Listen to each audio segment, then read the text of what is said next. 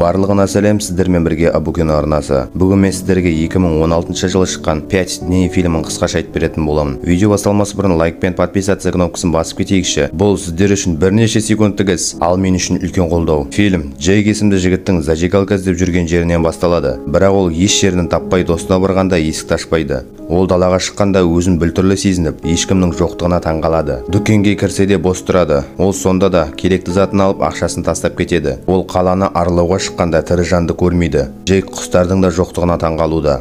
Ал скамейкаға отырғанда сасыған иістен жеркеніп кетеді. Сөйтсе скамейканың астында бір апа өліп жатады. Джейк паника болып 911-ге қоңырау шалғысы келеді, бірақ байланыс жоқ. Тіпті әкесі де алмайды. Ол ата-анасының үйіне барғанда жаман иіс шығып тұрады. Оның ата-анасы да өмірден өткенін көреміз. Ол қарындасын іздегенде бөлмесінде жоқ болады. Джейк қуанып оны тірі деп ойлайды. Бірақ кішкентай көрпеше үйшігінде қарындасы да өмірден өткенін көреміз. Джейк далаға шығып ұйқымнан оянсам екен дейді. Сол сәтте алдына тірі қалған бала келеді. Бала оған сенің ұйықтамағаның жақсы болған екен дейді. Және ұйықтама деп шарт қояды. Себебі ұйықтаған адам енді тұрмай өлетінін айтады. 5 күн өтеді. Олар бір-бірінің денелеріне ұйықтамауға арналған энергетик дәрілерді егіп жүреді. Сөйтіп бассейнге суға түсіп жүріп, алдарынан тағы тірі қалған 2 жалаңаш қызды көреді. Таңертеңгі асқа олар ұйықтатпайтын дәрі ішеді. Олардың қасындағы қыздардың біріне галлюцинация орын алады. Олар бұл аурудың қайдан келгенін білмейді, бірақ ең бастысы өмір сүру керек деп ойлайды. Қыздардың бірі айқайлайды. Сөйтсе біреуі ұйықтап қалыпты. Олар екпе егіп көреді, бірақ енді кеш. Екінші қыз бізге бұл дәрілер енді көмектеспейді деп ашуланып көлікпен кетіп қалады. Жігіттер де артынан барады. Джейк көлікте ұйқысы келе бастайды. Бала оны оятып үлгереді.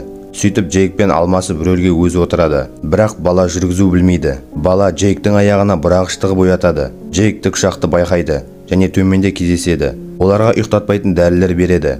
Олар картадан аурухананы көріп, сол жақтан керекті дәрілерді іздеуге барады. Жарты сағатта олар келеді. Жүргізуші жігіт өзі барады.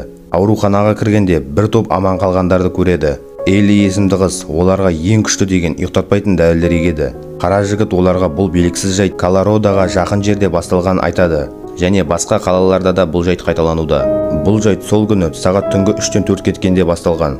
Нью-Йорктағы дәрігер 306 деп айтса да, Денверге ұшқан уақытты салыстырды. Және әр қалада сөзбе-сөз 1 минуттың ең аз қатесі бар. Уақытты салыстыра отырып, сіз бастапқы нүктені таба аласыз, немесе ол оларға не бере алатынын түсінбейсіз. Оның жауабы жоқ болса да, батысқа бағыт бар. Сол жерге көшу уақыты келді деп қара жігіт сөзін аяқтайды. Дәрігерлердің бір бөлігі оған қосылуға шешім қабылдады. Джейк қарсы болған кезде бала да қосылғысы келеді. Содан кейін Элли олардың денесіндегі дәрілердің көмегі 10-11 күннен кейін жойылатынын айтады.